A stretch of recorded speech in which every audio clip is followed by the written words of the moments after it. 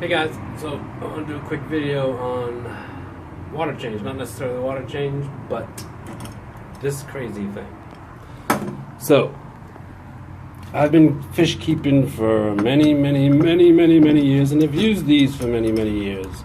But I've probably gone through at least a dozen, if not more, in 20 plus years. So this one's missing the piece up here that attaches to the faucet, and I'll explain why in a second. So I got sick of these cheap fittings and these cheap hose connectors that the fittings always end up cracking if you over tighten it.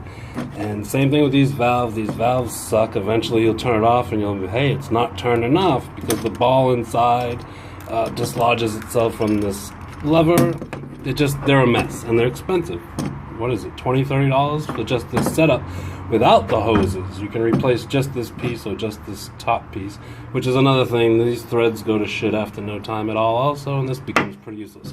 So, for a long time I've also wondered why I couldn't make one out of just PVC. And the trick lays with inside of this T, which I can't show you because I've already used it.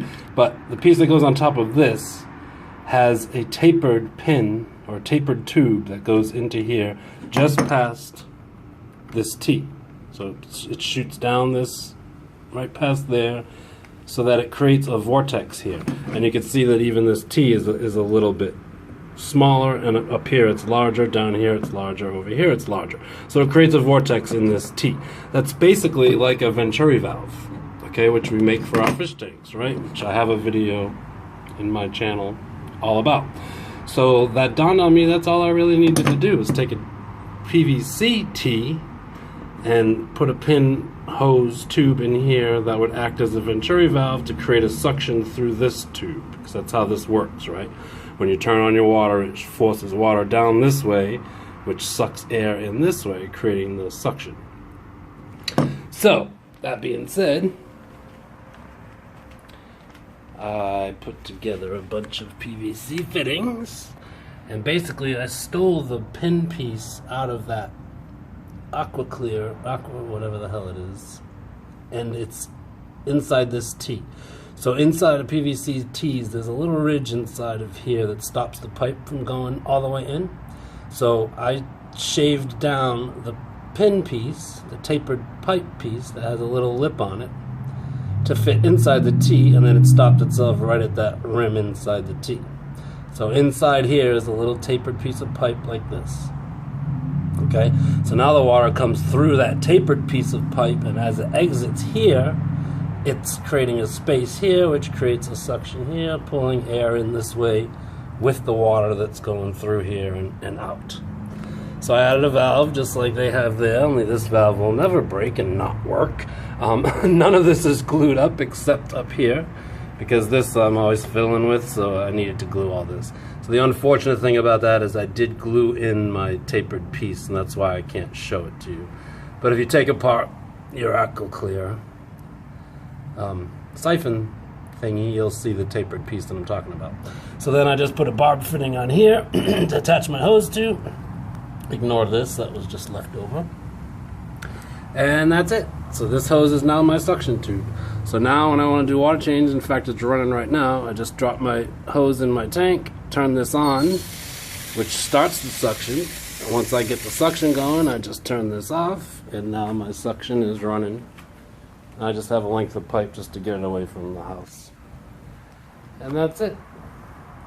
So I bottle up some of this water also for plants, which is a pretty good thing to do. But that's basically it. So if you look at the PVC, it's just a hose to hose to half-inch fitting. And this is probably the most expensive piece in the whole thing. This was like $4. Other than that, this whole thing and the valve is like $2, $3. So this whole setup cost me maybe $12, including hose clamp, barb fitting, everything. So, and you don't really need all this. So my intention here was, the idea is after the suction, you need to make the outlet a little wider so that it can take the air and the water without slowing down the pressure of the suction. So you'll see coming in here, half inch T, which is where my vortex happens, into half-inch valve, and then I increase all the way up to 1 inch into a 1-inch elbow just to take the air and the water, and then once you turn the elbow, it can go back to 3/4, and then I just run 3/4 out there. So that's my water change system. Pretty cool. And just to reiterate, this tapered piece of tube that I have in here from that Aquaclear, it's probably not even an Aquaclear, it's from Aquarium, maybe that's who makes it. You can get away with using a small piece of CPVC and just cutting it angled and doing it a little differently. I had that piece, that's why I used it. If you look at my video, which I'll put a link to in the description, on making a Venturi valve, it can be done the same way here. Alright? Okay, this is the first edit I've ever done to any video. I just wanted to mention a couple more things. This valve is also used when you refill, which most of you probably already knew that. But yeah, so now I'm ready to refill my tank. So I would turn that off like that, which stops the water from going out there, and then the water goes through this hose. So what I really wanted to mention is you probably all saw this garden hose sitting here. I do not, and please do not, use garden hoses to refill your tank. Very, very, very unsafe. Unless it's some bio-food safe garden hose, which I'm sure they make, but it's probably $100, so why bother? Just use final tubing, please. So yeah, so that tube runs all the way up to, connects to this 50-foot tube, which then goes to my tank inside the house. So now when it's time to refill, what I do is I will separate this, which is very hard to do one-handed, so pardon me. Now this becomes my fill hose. I'll fill my barrel up, add my chemicals and a little bit of Epsom salt and whatever else I would need to. That's just what I normally do. And then as this barrel gets full, then I take the feed hose and hook it up to my pump and pump the water from this barrel back to my tank. And again, I'm not using garden hose to fill my tank, but it is obviously just tap water. That's why I'm going to treat it. So once it fills up, I'll shut the water off. This will be attached to that. And then it's just a process. It's a 35-gallon barrel. I have almost 800 gallons of tank water. Probably water changes, though. I probably do about 200-300 at a time. So this will take me, 8 to 10 barrels. But there you have it. So again, do not use garden hoses. Thanks. Okay, so I went ahead and just took this off quick so that I can hopefully show you more of an idea if this will even focus, so you'll get the idea. But you'll see there's a tiny hole in there. That's the tapered piece of tubing that I'm talking about. It's not very long, it's just a little cone shaped. And it has a ridge on it, like I said, that sits on that white PVC ridge on the opposite end of the T there. So yeah, it's pointing down. It sits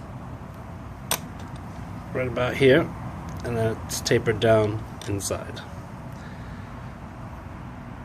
There's a good shot of it. Not on macro zoom, sorry. So yeah, and then that just goes back on there. Again, I didn't glue this piece, but this is all glued, so I can't take it apart and pop it out and show you it actually.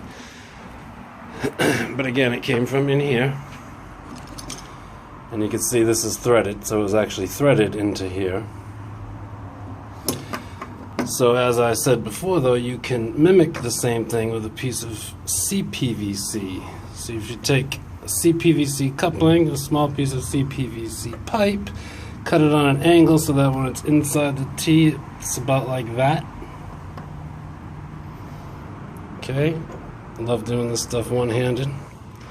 So put those together, and then if you take a PVC 1/2" to 3/4 bushing, this coupling also fits in here nice and snug and tight. Now since there's no really high pressure here, you can probably leave this unglued, but you can easily glue this coupling into here as well. The coupling has a slight taper on both ends. That's why you're able to wedge it in there. Same thing here, so I'll wedge that in there now. It's probably not straight, but anyway, you see it causes the same effect. So now inside there's that pipe that's got a back angle cut on it, which helps create the vortex behind that T, which creates a suction here, pulling in. So there you go. That's another way to do it without stealing that piece out of there. This may even work better because it's a larger hole with the aerospace around the pipe, rather than, in the case of this one, this fitting takes up all of the airspace and then just creates a jet of water. So there's way too much airspace there, I think. So I may even swap this out for that one that I just put together. And if I do, I'll shoot another video and let you know which worked out better. But yeah, the only way you'd get that piece is to have a junk Aquarium refill thing. You're sure as hell not going to go buy one for $30 just for that piece. But there you go. CPVC does the trick. Cool. Thanks for watching.